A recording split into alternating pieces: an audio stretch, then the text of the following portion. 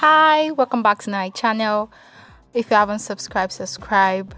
For this tutorial you need a 14 by 10 fabric, 14 being the length and 10 being the width. So you're going to stitch that open side, you fold it into two and stitch along that straight line. You want to stitch as many times as you can in order for you to avoid missing a particular part if you're a beginner or if you're not really good at stitching.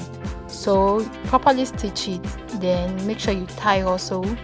Subscribe if you haven't subscribed, thank you. So you tie at that part in order not to have loose ends, and then you cut and turn it inside out and properly iron your fabric. So you want to properly iron it in order to have it properly laid, so you don't want rough sides and edges.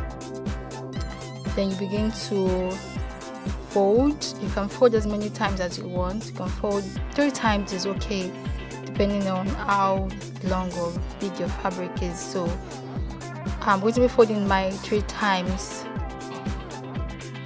So this is, if you haven't seen the other video, there are other types of face masks too, so you can check my other videos and subscribe to my channel. Like, instead of using an elastic band, I decided to use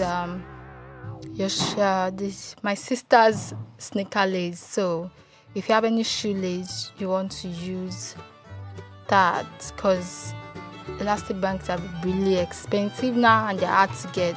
You can still use elastic band if you have, or an alternative also is your hair band.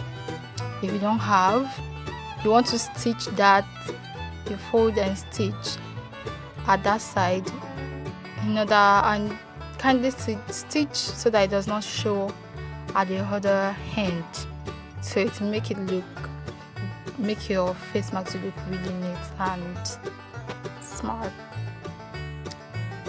So stitch from the down part up, and make sure you're not stitching your shoelace to the fabric. You can also use, like I said, you can also use your elastic band. And here we go. Isn't this lovely? And it's quite easy. Thank you for watching.